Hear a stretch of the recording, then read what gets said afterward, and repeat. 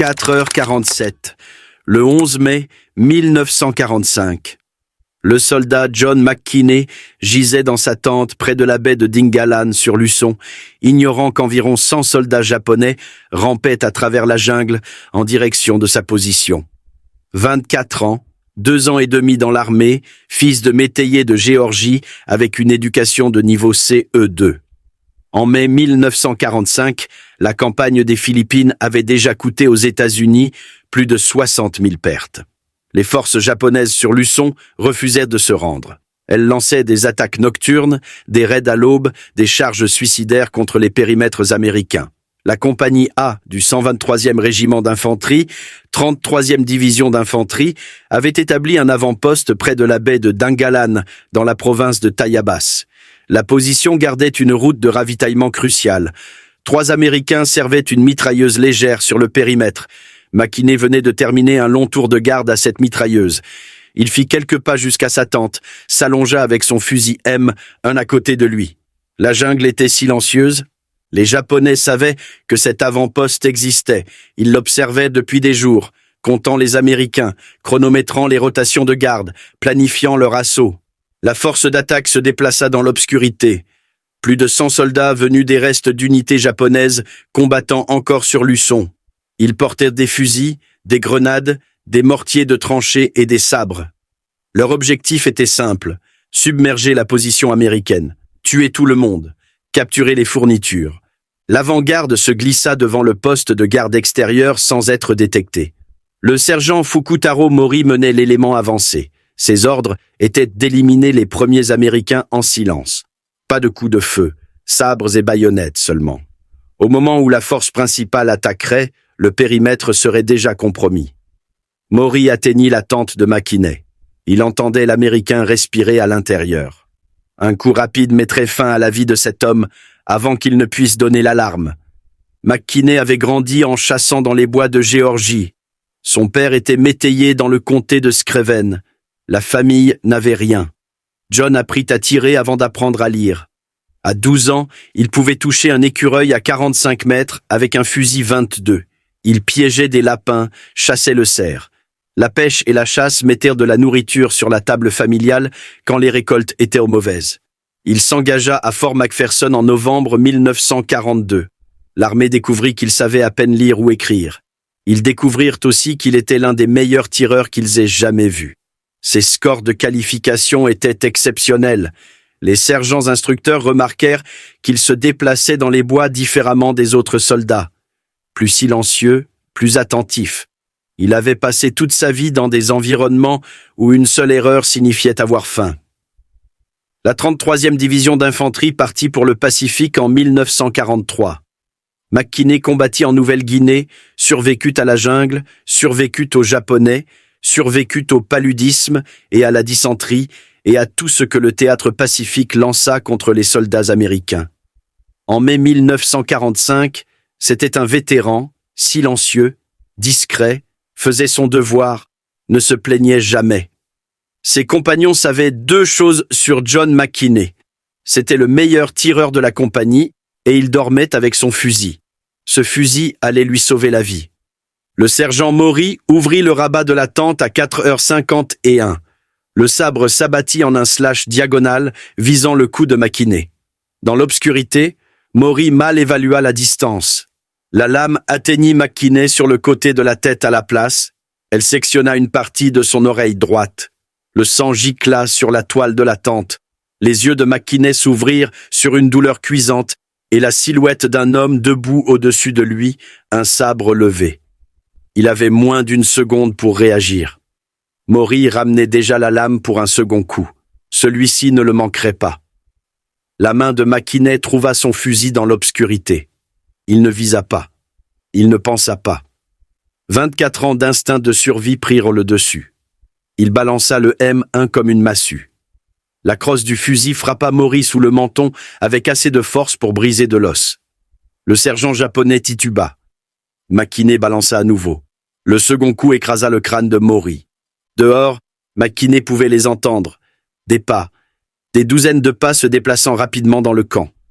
L'assaut principal avait commencé. Il saignait abondamment de l'oreille. Sa tête bourdonnait à cause du coup de sabre. Et quelque part dans l'obscurité, près de 100 soldats japonais venaient tuer tous ceux qu'il connaissait. McKinney attrapa son fusil et sortit de la tente.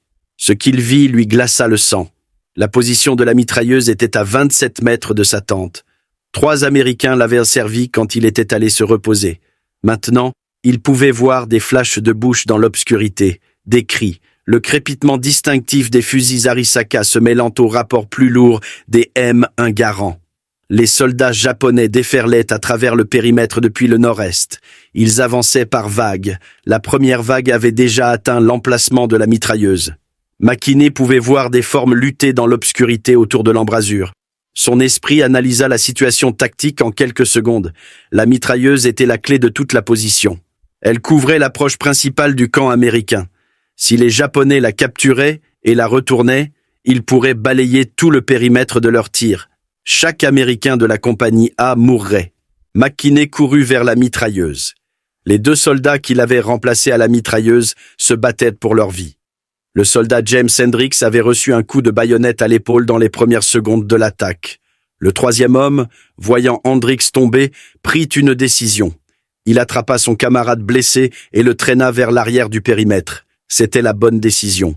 Hendricks aurait succombé à ses blessures s'il avait été laissé sur place. Mais cela signifiait que la mitrailleuse était maintenant sans défense. 10 fantassins japonais atteignirent l'emplacement avant que McKinney ne puisse y arriver. Ils envahirent le mur de sacs de sable. L'un d'eux commença immédiatement à essayer de retourner la mitrailleuse. Les autres assurèrent la sécurité, fusils pointés vers l'extérieur, guettant une éventuelle contre-attaque américaine. McKinney ne ralentit pas. Il ne se mit pas à couvert. Il n'attendit pas de renfort. Il sprinta directement vers 10 soldats ennemis qui venaient de capturer l'arme la plus importante de tout l'avant-poste. Les Japonais le virent arriver. Un seul Américain saignant d'une blessure à la tête, chargeant droit sur eux dans l'obscurité précédant l'aube. 2 d'entre eux levèrent leurs fusils. McKinney fut plus rapide. Il abattit le premier homme à 14 mètres. Le bruit du M1 résonna dans le camp. Il abattit le second homme à 9 mètres. Au moment où il atteignit le mur de sacs de sable, il avait tiré 4 coups. 4 soldats japonais étaient à terre. Il bondit dans l'embrasure. L'espace intérieur faisait environ 2,5 mètres sur 1,8 mètres. 6 soldats ennemis étaient encore vivants dans cet espace confiné. Certains essayaient de faire pivoter leurs fusils. D'autres cherchaient leurs baïonnettes. L'un tripotait encore le mécanisme de pointage de la mitrailleuse. McKinney atterrit parmi eux et continua de tirer, à bout portant. Le M1 Garand contenait 8 cartouches dans son chargeur interne. Il en avait déjà tiré 4. Il logea les 3 cartouches suivantes dans 3 autres soldats japonais à des distances mesurées en centimètres plutôt qu'en mètres. Une cartouche restante. Le 8e homme était directement devant lui. Baïonnette levée pour un coup en direction de la poitrine de McKinney. McKinney tira sa dernière cartouche. Le soldat s'effondra. Le verrou du M1 Garand se bloqua en position arrière sur un chargeur vide avec son ping métallique caractéristique. 3 soldats japonais étaient encore vivants dans l'embrasure. Ils avaient entendu ce bruit. Ils savaient ce que cela signifiait. McKinney inversa sa prise sur le fusil avant que le chargeur vide n'ait fini de s'éjecter. Il balança l'arme comme une hache. La crosse en noyer frappa la tempe du premier soldat. L'homme s'effondra. McKinney balança à nouveau. Le second soldat essaya de bloquer avec son avant-bras. La crosse du fusil brisa l'os et continua dans son crâne. Le 3e soldat se jeta en avant avec sa baïonnette. McKinney fit un pas de côté et abattit son fusil sur la nuque de l'homme. Les vertèbres craquèrent de manière audible. 10 soldats japonais avaient capturé la mitrailleuse. 30 secondes plus tard, les 10 étaient morts. McKinney attrapa la mitrailleuse. Ses mains trouvèrent la carcasse. Quelque chose n'allait pas. Pendant la lutte, l'arme avait été endommagée. La culasse était bloquée. Le plateau d'alimentation était tordu. Il actionna la poignée d'armement 2 fois. Rien. L'arme ne tirerait pas. L'arme la plus importante du périmètre était maintenant inutilisable. McKinney leva les yeux de la mitrailleuse en panne. L'aube commençait à éclaircir l'horizon est, et dans cette lumière grise, il put les voir. D'autres soldats japonais, beaucoup d'autres. Ils se regroupaient à la lisière de la jungle, se préparant pour la vague suivante. Il avait un fusil M1 avec un chargeur vide. Il venait de tuer 10 hommes au corps à corps. Son oreille saignait encore, et l'assaut principal n'avait même pas encore commencé. McKinney se baissa et tira une bandelière de munitions d'un des soldats japonais morts. Des cartouches américaines de calibre 30. L'homme les avait probablement prises lors d'un engagement précédent. McKinney chargea un nouveau clip dans son fusil. Quelque part dans l'obscurité, un officier japonais criait des ordres. McKinney ne comprenait pas les mots, mais il comprenait le ton. Il revenait. Il s'installa dans l'embrasure parmi les corps des hommes qu'il venait de tuer, posa son fusil sur le mur de sacs de sable et attendit. La seconde vague émergea de la jungle à 55 mètres. McKinney compta au moins 20 soldats dans la première ligne, plus derrière eux. Ils venaient en courant, fusil baïonnette au canon, hurlant en chargeant. McKinney mit son guidon sur le soldat de tête et pressa la détente. Le M1 Garand était conçu pour un tir semi-automatique rapide. Un soldat entraîné pouvait placer 8 coups de précision en moins de 10 secondes. McKinney n'était pas un soldat entraîné. C'était un chasseur de Géorgie qui tirait depuis l'enfance. Il était plus rapide. Le premier soldat japonais tomba à 55 mètres. McKinney déplaça son viseur. Le second homme tomba, puis le troisième. Le M1 tirait contre son épaule à chaque coup. Les douilles en laiton s'éjectaient sur sa droite. Il ne pensait pas à ce qu'il faisait. Son corps se souvenait des milliers d'heures passées dans les bois de Géorgie. Viser la cible, presser la détente, acquérir la cible suivante, recommencer. Le chargeur s'éjecta avec un ping. McKinney en enfonça un nouveau de la bandelière. La vague d'assaut avait parcouru 18 mètres pendant qu'il rechargeait. 36 mètres maintenant. Il recommença à tirer. Les soldats japonais de la seconde vague s'attendaient à trouver une position de mitrailleuse capturée. Ils s'attendaient à ce que leurs camarades aient retourné cette arme contre les Américains endormis. Au lieu de cela, ils trouvèrent un seul homme avec un fusil, les fauchant avec une précision mécanique. 8 coups. Rechargés. 8 coups. Rechargés. Certains des assaillants arrivèrent à moins de 14 mètres de l'embrasure avant que McKinney ne les abatte. D'autres essayèrent de virer à gauche ou à droite, cherchant un abri. Il les suivit et tira. Un soldat qui bougeait était plus facile à toucher qu'un soldat qui restait immobile. McKinney avait appris cela en chassant le cerf. La seconde vague se brisa. Les survivants se dispersèrent vers la jungle. McKinney compta les corps devant sa position. 11 de plus, 21 au total depuis le début de l'attaque. Il n'eut pas le temps de ressentir un soulagement. Les officiers japonais se réorganisaient déjà. Il pouvait les entendre crier au-delà de la lisière des arbres. Et maintenant, il entendit autre chose. Un bruit sourd et creux venant de quelque part dans la jungle. Puis un autre. Des mortiers de tranchées. Le premier obus explosa à 9 mètres sur sa gauche. De la terre et des éclats giclèrent à travers l'embrasure. McKinney se plaqua contre les sacs de sable. Le second obus tomba plus près. Le troisième atterrit directement sur le parapet, le criblant de débris. Les Japonais avaient appris des 2 premières vagues. Ils n'allèrent plus charger aveuglément dans ces tirs de fusil. Ils allaient d'abord pilonner la position avec des mortiers, le tuer ou le forcer à baisser la tête, puis envoyer l'infanterie. McKinney comprit immédiatement le problème tactique. S'il restait dans l'embrasure, les mortiers finiraient par le trouver. Les artilleurs japonais ajustaient leur visée à chaque coup, se rapprochant. Mais s'ils bougeaient, ils perdraient la seule position fortifiée de cette section du périmètre. Une grenade atterrit à 1 mètre de lui. McKinney l'attrapa et la renvoya par-dessus les sacs de sable. Elle explosa en plein vol. L'onde de choc le projeta sur le côté. Ses oreilles bourdonnaient maintenant. Le sang de son oreille tranchée avait traversé le bandage de fortune qu'il avait pressé sur la plaie.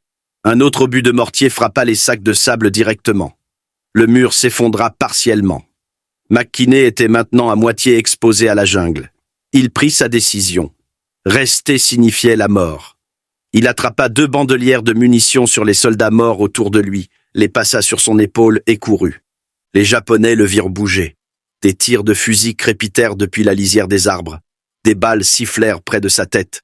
McKinney sprint sur 14 mètres jusqu'à une légère dépression dans le sol. Pas un vrai trou de renard, juste un creux dans le terrain. Il s'y jeta et se retourna sur le dos.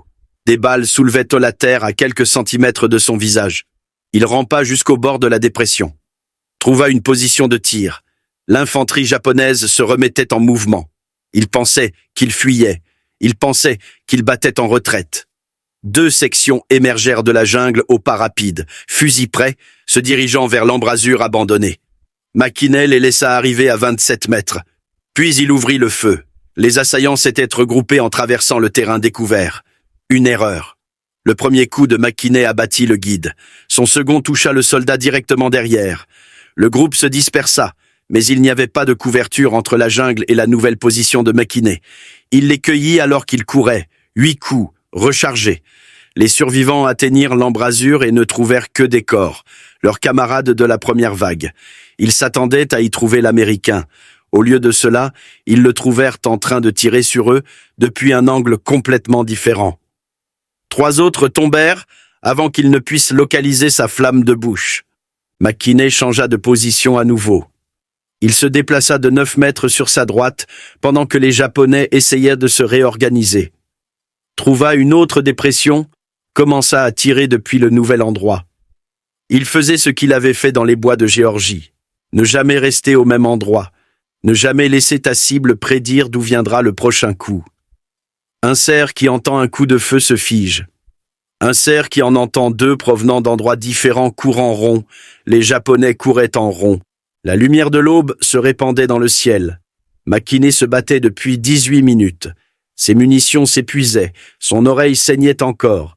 Et il pouvait voir un mouvement dans la jungle qui suggérait que l'ennemi se massait pour une autre poussée majeure. Il avait besoin de plus de munitions et il savait exactement où les trouver. Les soldats japonais morts autour de l'embrasure portèrent des munitions. Pas seulement les cartouches de calibre 30 qu'il avait déjà récupérées. Certains avaient des fusils Arizaka avec des poches pleines. D'autres avaient des grenades accrochées à leur ceinture. McKinney devait y retourner.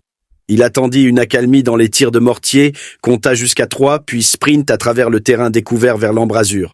Des tirs de fusil éclatèrent depuis la lisière des arbres. McKinney courait en zigzag. Une balle tira sur sa manche. Une autre siffla près de son oreille. Il plongea sur les derniers 1,5 mètres et atterrit parmi les corps qu'il avait créés 20 minutes plus tôt. L'odeur le frappa immédiatement. Du sang et de la cordite, et autre chose. L'âcreté cuivrée de la mort. McKinney l'ignora. Il avait vidé des porcs à la ferme, avait éviscéré des cerfs dans la chaleur de la Géorgie. L'odeur de la mort lui était familière. Il se déplaça rapidement parmi les corps, attrapa toutes les bandelières qu'il put trouver, toutes les pinces de chargeur. Il trouva 4 pochettes de munitions américaines sur des hommes qui les avaient probablement prises comme trophées. 64 cartouches de plus. Il enfourna les clips dans ses poches et sa ceinture. Un soldat japonais apparut au-dessus du mur de sacs de sable. Il avait dû ramper pendant que McKinney rassemblait les munitions. Le fusil de l'homme se levait déjà. McKinney lui tira dans la poitrine à 60 centimètres. Il attrapa les grenades du mort, 3 d'entre elles. Des grenades à fragmentation japonaise type 97. Il n'en avait jamais utilisé auparavant, mais il les avait vues. Il savait comment elles fonctionnaient. Retirer la goupille. Frapper le culot contre quelque chose de dur. Compter jusqu'à 4. Lancer. Mouvement dans sa vision périphérique. Plus de soldats approchant par la gauche. McKinney arma une grenade, compta et la lança par-dessus les sacs de sable. L'explosion fut suivie de cris. Il arma la seconde grenade. La lança vers la lisière des arbres où les flashs de bouche étaient concentrés. Plus de cris. Il était hors de l'embrasure avant que la 3e grenade ne quitte sa main. Courant à nouveau. Une nouvelle position. Continuer à bouger. Le ciel était maintenant assez clair pour voir distinctement. McKinney trouva un trou d'obus à 14 mètres de sa dépression précédente. Se laissa tomber dedans. Le trou d'obus était profond d'1 mètre, assez de couverture pour le protéger des tirs directs. Il pouvait voir toute l'approche de la jungle jusqu'au périmètre. Des corps jonchaient le sol entre sa position et les arbres. Il compta rapidement. 28, peut-être 30. Certains bougeaient encore. Des blessés essayant de ramper vers leur ligne. McKinney les laissa partir. Un blessé nécessitait 2 soldats valides pour le transporter. Chaque perte qu'il créait multipliait les problèmes de l'ennemi. Les tirs de mortier avaient cessé. McKinney comprit pourquoi.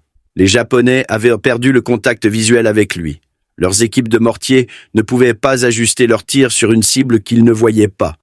Il avait 15, peut-être 20 minutes avant qu'il ne repositionne des observateurs. Il utilisa ce temps pour recharger chaque chargeur vide qu'il portait. Ses doigts travaillaient automatiquement. Enfoncer les cartouches dans le clip. Sentir la tension du ressort. 8 cartouches par clip. Il avait récupéré assez de munitions pour environ 10 rechargements. 80 cartouches. 80 cartouches contre combien de soldats japonais se trouvaient encore dans cette jungle? L'attaque avait duré 23 minutes. McKinney avait tué ou blessé au moins 30 soldats ennemis, mais il savait que les chiffres n'étaient pas en sa faveur. Les Japonais avaient commencé avec environ 100 hommes. Même si la moitié d'entre eux étaient hors de combat, il en restait 50, et il était toujours seul. Où était le reste de la compagnie A? La réponse était compliquée. L'attaque japonaise avait frappé de multiples points le long du périmètre simultanément. La position de McKinney était sur le flanc nord-est. D'autres soldats livraient leur propre bataille sur les côtés sud et ouest du camp. Le commandant de compagnie essayait d'organiser une défense cohérente. Mais dans l'obscurité et le chaos d'une attaque de nuit, la coordination était presque impossible. McKinney ne savait rien de tout cela. Il savait seulement que personne n'était venu l'aider. Pas de renfort, pas de tir de soutien, juste lui, son fusil et les corps s'empilant devant sa position. Les Japonais se regroupèrent à la lisière de la jungle. McKinney pouvait les voir à travers les arbres, des soldats vérifiant leurs armes, des sous-officiers se déplaçant parmi les rangs et des officiers étudiant le périmètre américain avec des jumelles. Ils s'attendaient à submerger cet avant-poste en 5 minutes. Ils avaient perdu près d'un tiers de leur force à cause d'un seul homme en 23 minutes et ils n'avaient toujours pas percé. L'officier baissa ses jumelles. McKinney le vit faire un geste vers une section spécifique du périmètre. Pas l'embrasure, pas les cratères où McKinney s'était battu. L'officier pointait vers les tentes de ravitaillement. Une approche différente, un nouvel axe d'attaque conçu pour contourner le champ de bataille que McKinney avait créé. McKinney lut l'intention de l'ennemi instantanément. Ils allaient contourner son flanc, frapper le camp depuis une direction qu'ils ne pouvaient pas couvrir, et il n'y avait rien qu'il puisse faire pour les arrêter depuis sa position actuelle. Il avait le choix. Rester dans son trou d'obus, où il avait de la couverture et des champs de tir dégagés, ou se déplacer pour intercepter une attaque qu'il pourrait ne pas atteindre à temps. McKinney sortit du trou d'obus et se mit à courir vers les tentes de ravitaillement.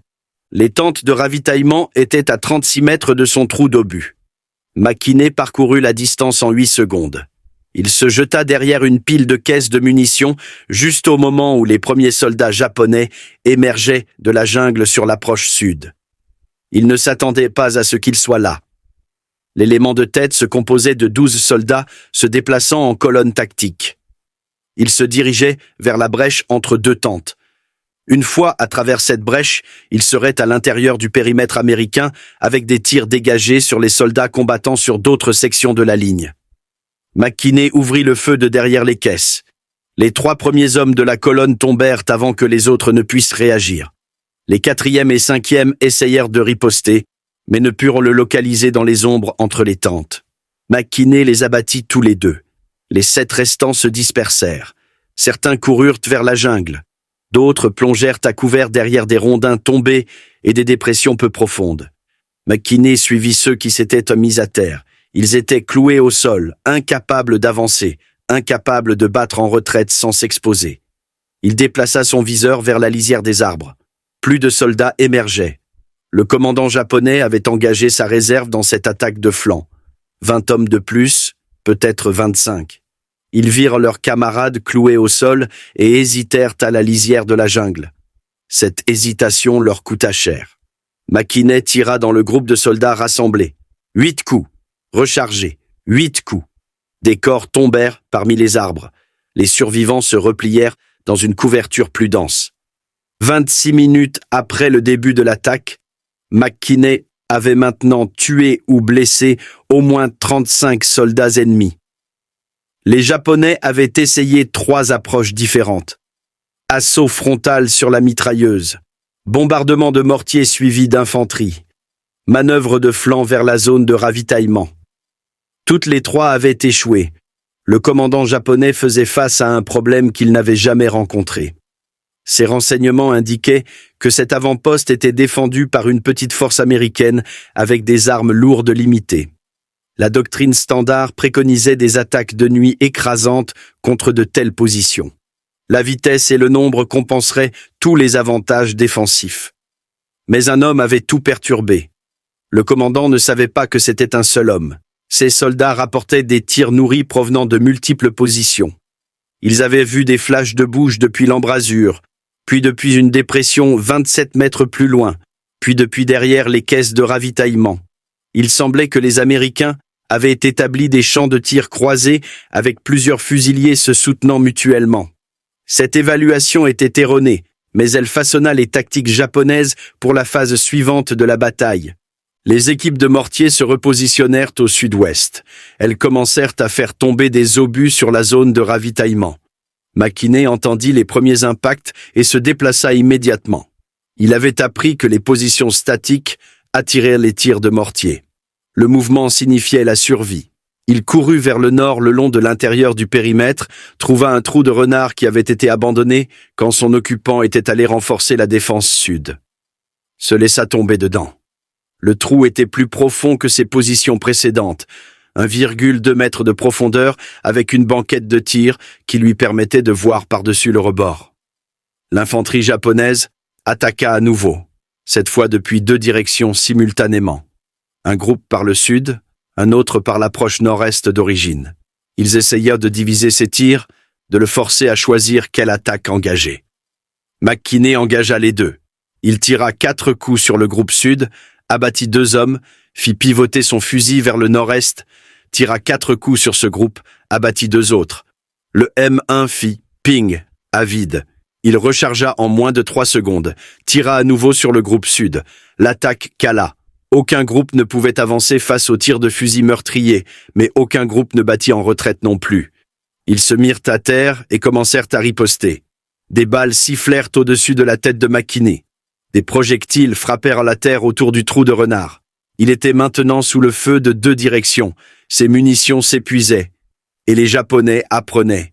Ils avaient compris que les tirs provenaient d'un seul endroit. Un seul fusilier, pas une section, pas des positions croisées, juste un homme qui se déplaçait vite et tirait avec précision. Cette connaissance changea tout. Les soldats japonais cessèrent d'attaquer par vagues. Ils commencèrent à avancer individuellement. Un homme se déplaçait pendant que d'autres fournissaient un tir de couverture. Puis un autre homme se déplaçait, progressant par bonds, réduisant la distance mètre après mètre. C'était une tactique conçue pour submerger un seul défenseur. Même le meilleur tireur ne pouvait pas suivre plusieurs cibles se déplaçant à des moments différents depuis des directions différentes. Finalement, quelqu'un s'approcherait assez. McKinney reconnut ce qu'il faisait. Il avait chassé des animaux qui utilisèrent des tactiques similaires. Une meute de coyotes se dispersait et approchait une proie de multiples angles. La proie ne pouvait surveiller qu'une menace à la fois. Les autres se rapprochaient. Il était maintenant la proie. 31 minutes. Les Japonais s'étaient approchés à moins de 18 mètres sur l'approche sud, 14 mètres sur le nord-est. McKinney avait moins de 30 cartouches restantes. Le trou de renard qu'il avait protégé était sur le point de devenir sa tombe. McKinney n'attendit pas qu'il l'atteigne. Il bondit hors du trou de renard et chargea directement vers le groupe de soldats japonais le plus proche. 5 hommes étaient accroupis derrière un palmier tombé à 14 mètres au nord-est. Ils attendaient que leurs camarades se referment de l'autre côté. Ils ne s'attendaient pas à ce que leur cible attaque. McKinney abattit le premier homme en courant, abattit le second en atteignant le rondin. Le 3e soldat se leva pour l'affronter avec un coup de baïonnette. McKinney fit un pas de côté et enfonça la crosse de son fusil dans le visage de l'homme. Des os craquèrent, le soldat s'effondra. Le 4e homme balança son fusil comme une massue. McKinney se baissa sous le cou et enfonça la plaque de couche en acier de son M1 dans la gorge du soldat. Le 5e homme tenta de fuir. McKinney lui tira dans le dos à 3 mètres. Il continua d'avancer, ne pouvait pas s'arrêter. S'arrêter signifiait la mort. Le groupe sud l'avait vu quitter le trou de renard. Il sprintait vers sa position. McKinney se retourna et tira. 2 hommes tombèrent. Les autres continuèrent d'avancer. Il tira à nouveau. Un autre homme tomba. Le M1 fit ping à vide. 3 soldats japonais l'atteignirent avant qu'il ne puisse recharger. Le premier le ceintura à la taille. Mackiné tomba lourdement. Son fusil lui échappa des mains. Le second soldat lui piétina l'oreille blessée. La douleur explosa dans son crâne. Le troisième leva la baïonnette pour un coup mortel. Mackiné attrapa la cheville de l'homme qui se tenait sur sa tête et la tordit. Le soldat perdit l'équilibre et tomba. Mackiné roula, se débarrassant de l'homme qui l'avait ceinturé. Le coup de baïonnette manqua sa poitrine de quelques centimètres et se planta dans la terre. Il se remit à genoux, trouva son fusil, le balança dans un large arc qui atteignit un soldat à la tempe. L'homme s'effondra. Mackiné inversa son élan et enfonça la plaque de couche dans les côtes d'un autre soldat. Il sentit les os craquer sous l'impact. Le troisième soldat avait retiré sa baïonnette du sol. Il se jeta en avant. Mackiné bloqua le coup avec le canon de son fusil. La lame glissa le long du bois et de l'acier, creusant un sillon dans la crosse. Mackiné passa à l'intérieur de la garde de l'homme et lui donna un coup de tête. Le soldat tituba. Mackiné le frappa 2 fois de plus avec la crosse. Il cessa de bouger. 33 minutes depuis le début de l'attaque. Mackiné respirait fort. Ses mains étaient gluantes de sang. Une partie était le sien. Son oreille n'était qu'une masse de chair déchirée et de sang séché. Son uniforme était déchiré à une 12aine d'endroits. Il avait des bleus et des coupures dont il ne se souvenait pas avoir reçues. Mais il était toujours vivant. Il regarda autour du champ de bataille. Des corps partout. Des soldats japonais qui étaient venus tuer des Américains et avaient trouvé quelque chose auquel ils ne s'attendaient pas. Plus de corps qu'il ne pouvait en compter dans la lumière grise du matin. Mouvement sur sa droite. 2 autres soldats émergeant de la jungle. Mackiné leva son fusil et réalisa qu'il était vide. Il n'avait pas rechargé après le corps à corps. Les 2 soldats le virent debout parmi les corps de leurs camarades. Ils hésitèrent. Mackiné chargea vers eux. Il parcourut 9 mètres avant qu'ils ne puissent réagir. Le premier soldat essaya de lever son fusil. Trop lent. La crosse du fusil de Mackiné le frappa sous le menton. Le second soldat tourna les talons pour fuir. Mackiné le rattrapa en 3 enjambées et l'assomma par derrière. 34 minutes. La position des mortiers. Mackiné se souvint avoir vu des flashs de bouche depuis le sud-ouest. Les mortiers de tranchée avaient pilonné ses positions tout au long de la bataille.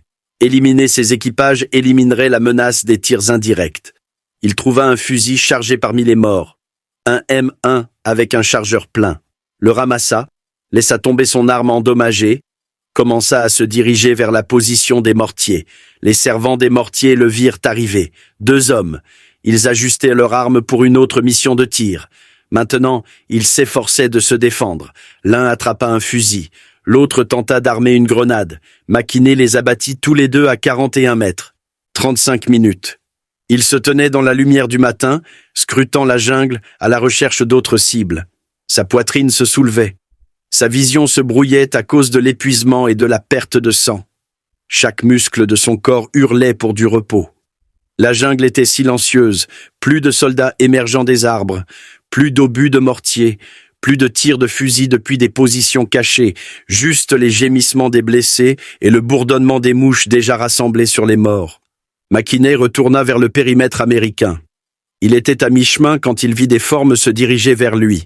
Des uniformes américains, des soldats de la compagnie A qui avaient enfin réussi à atteindre sa section de la ligne.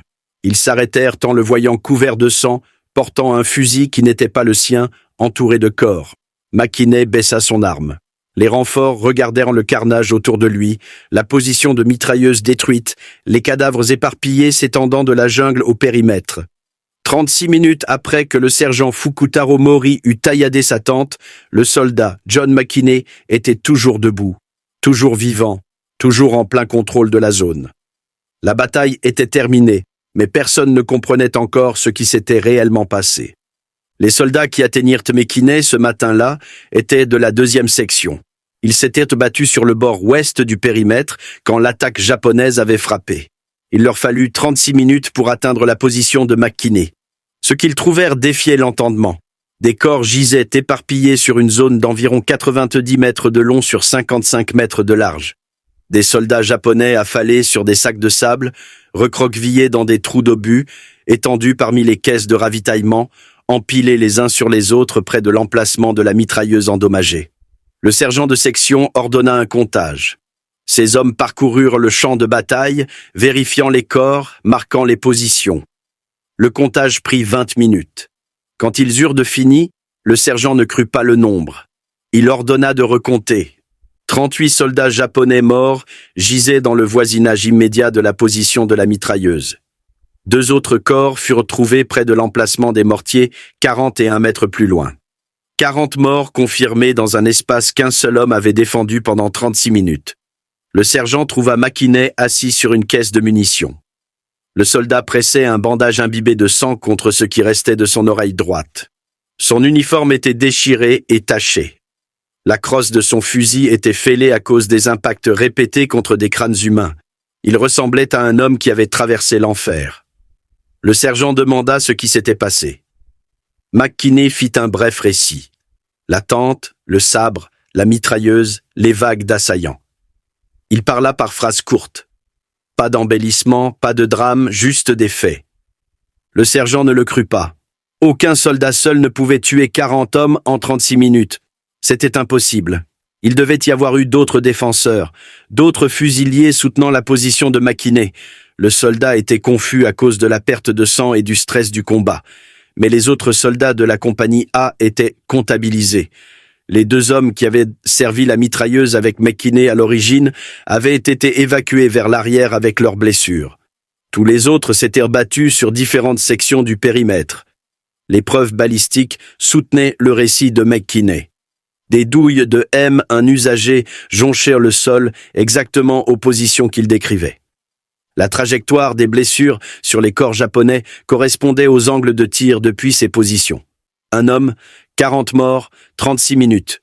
Le commandant de la compagnie A transmit un rapport au quartier général du bataillon. Le bataillon le transmit au régiment. Le régiment le transmit à la division. À chaque niveau, des officiers lurent le compte-rendu et supposèrent qu'il était exagéré. Les rapports de combat gonflaient souvent les pertes ennemies. Les soldats sous stress faisaient des erreurs. Les chiffres devaient être faux. La 33e division d'infanterie envoya une équipe de renseignement pour vérifier le rapport. Ils interrogèrent McKinney, interrogèrent des témoins, examinèrent le champ de bataille, recomptèrent les corps. Certains récits suggèrent que le nombre réel de morts japonais dépassait 100, mais seulement 40 pouvaient être attribués avec certitude aux actions directes de McKinney. Les enquêteurs arrivèrent à une conclusion inévitable. Le rapport était exact. Le soldat John McKinney avait repoussé à lui seul une attaque d'environ 100 soldats japonais.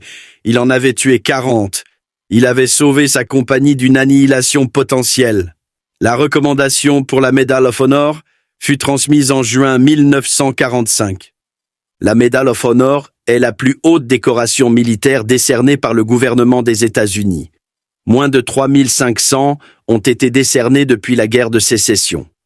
Les critères sont spécifiques. Le récipiendaire doit s'être distingué de manière conspicue par sa bravoure et son intrépidité au risque de sa vie, au-delà de ce qu'exige le devoir.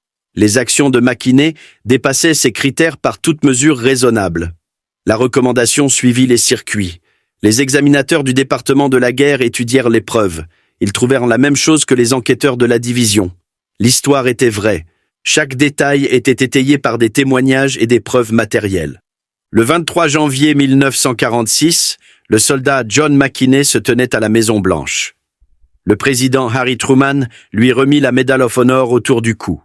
La citation décrivait ses actions dans le langage militaire formel, bravoure extrême, intrépidité sans pareille, contrecarrant à lui seul un assaut qui menaçait d'annihiler sa compagnie. McKinney ne fit pas de discours. Il ne rechercha pas la publicité.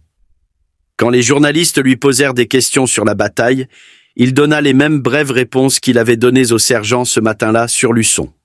La tente, le sabre, la mitrailleuse, les vagues d'assaillants. La presse l'appela l'Audie Murphy du Pacifique. Murphy avait reçu sa Medal of Honor pour avoir tenu tête à lui seul aux forces allemandes en France. McKinney avait fait quelque chose de similaire contre les forces japonaises aux Philippines. Les 2 hommes avaient fait face à des chances écrasantes. Les 2 avaient refusé de battre en retraite. Les deux étaient sortis victorieux grâce à une combinaison de compétences, de courage et de quelque chose qui défiait toute explication facile. Mais tandis que Murphy devint une star de cinéma après la guerre, McKinney rentra chez lui en Géorgie. Il avait 25 ans. Il avait une Medal of Honor, une éducation de niveau C, E2 et une oreille partiellement sectionnée qui ne guérirait jamais complètement. La guerre était finie. Le massacre était terminé. John McKinney devait apprendre à être une personne normale à nouveau. John McKinney retourna dans le comté de Screven, en Géorgie, en 1946. Il retourna à la seule vie qu'il connaissait, cultiver, chasser, pêcher dans les mêmes ruisseaux où il avait appris à tirer étant garçon. Il parlait rarement de la guerre. Les voisins savaient qu'il avait reçu la Medal of Honor. Ils avaient vu les articles de journaux, mais McKinney n'en parlait jamais, n'exposait jamais la médaille, n'assistait jamais aux réunions d'anciens combattants et n'accordait jamais d'interview. Quand on l'interrogeait sur Luçon, il disait quelques mots puis changeait de sujet. Les cauchemars étaient une autre affaire. Sa famille les connaissait. Les bruits qu'il faisait dans son sommeil, la façon dont il se réveillait soudainement, cherchant un fusil qui n'était pas là. La guerre l'avait suivi chez lui d'une manière qu'aucune médaille ne pouvait adresser. Le trouble de stress post-traumatique n'était pas un diagnostic reconnu. En 1946, on disait aux soldats qui luttaient contre les souvenirs de combats d'oublier, de passer à autre chose, d'être reconnaissants d'avoir survécu. McKinney fit ce que la plupart des vétérans de sa génération firent. Il enterra les souvenirs et continua de travailler. Il se maria, éleva une famille, travailla à divers emplois dans le comté de Screven. Les années passèrent, la Corée vint et repartit, le Vietnam vint et repartit. De nouvelles guerres créèrent de nouveaux héros et de nouveaux vétérans avec leurs propres souvenirs enfouis. McKinney resta en Géorgie, vivant tranquillement, vieillissant tranquillement. La Medal of Honor était rangée quelque part dans un tiroir. Il avait gagné la plus haute décoration militaire de la nation et la plupart de ses voisins n'en avaient aucune idée. En 1965, l'auteur Forrest Bryant Johnson commença à faire des recherches sur l'histoire de McKinney. Johnson était lui-même un vétéran. Il comprenait ce que McKinney avait vécu. Il passa des années à retrouver des témoins, à examiner les dossiers militaires et à reconstituer les détails de ces 36 minutes sur Luçon. La recherche fut difficile. McKinney ne voulait pas parler. Beaucoup de témoins étaient morts. Les dossiers militaires étaient dispersés dans de multiples archives, mais Johnson persista. Il croyait que cette histoire méritait d'être racontée. Son livre, Phantom Warrior, fut publié en 2007. Il documentait l'enfance de McKinney en Géorgie, son service dans le Pacifique et la bataille qui lui valut la Medal of Honor. Le livre apporta une attention renouvelée à un héros que la plupart des Américains n'avaient jamais connu. McKinney ne vécut pas assez pour voir le livre publié. Il mourut le 5 avril 1997 à Sylvania, en Géorgie. Il avait 76 ans. Le fils de métayer, qui avait tué 40 soldats japonais avec un fusil et ses mains nues, s'éteignit tranquillement, entouré de sa famille. Il fut enterré dans le comté de Screven, non loin de la terre où il avait appris à chasser. 20 ans après sa mort, la Géorgie l'honora à nouveau. En 2017, la législature de l'État vota pour renommer une section d'autoroute dans le comté de Screven. Elle devint la John R. McKinney Medal of Honor Highway. Une cérémonie eut lieu. Des vétérans y assistèrent. La famille McKinney accepta l'honneur au nom d'un homme qui n'avait jamais cherché la reconnaissance pour ce qu'il avait fait. Le panneau autoroutier est là aujourd'hui. Les conducteurs le dépassent sans connaître l'histoire derrière le nom. Ils ne savent pas pour la tente et le sabre. Ils ne savent pas pour la mitrailleuse et les 36 minutes. Ils ne savent pas que le fermier silencieux qui vivait non loin avait sauvé une compagnie entière par un acte de violence et de courage qui défie encore toute croyance. 40 hommes en 36 minutes. Un fusil, un soldat, un matin aux Philippines qui aurait dû se terminer par un massacre et qui se termina par quelque chose d'entièrement différent. Le soldat John McKinney n'a jamais demandé à être un héros. C'était un garçon de la campagne qui s'est engagé dans l'armée parce qu'il y avait une guerre. Il a fait ce qu'il devait faire pour survivre et pour protéger les hommes qui dormaient autour de lui. Puis il est rentré chez lui et a essayé de vivre une vie normale. C'est l'histoire. C'est l'héritage. C'est John McKinney. Si cette histoire vous a touché comme elle nous a touchés, faites-moi une faveur. Appuyez sur ce bouton. J'aime. Chaque j'aime dit à YouTube de montrer cette histoire à plus de gens. Appuyez sur s'abonner et activez les notifications. Nous ressortons des histoires oubliées d'archives poussiéreuses chaque jour. Des histoires de garçons de la campagne et de soldats qui sauvent des vies avec des fusils et leurs mains nues. De vraies personnes, un véritable héroïsme. Laissez un commentaire maintenant et dites-nous d'où vous regardez. Regardez-vous des États-Unis, du Royaume-Uni, du Canada, d'Australie? Notre communauté s'étend à travers le monde entier. Vous n'êtes pas qu'un spectateur. Vous participez à garder ces souvenirs vivants. Dites-nous votre localisation. Dites-nous si quelqu'un de votre famille a servi. Faites-nous simplement savoir que vous êtes là. Merci d'avoir regardé, et merci de faire en sorte que John McKinney ne disparaisse pas dans le silence. Ces hommes méritent d'être rappelés, et vous aider à faire en sorte qu'ils le soient.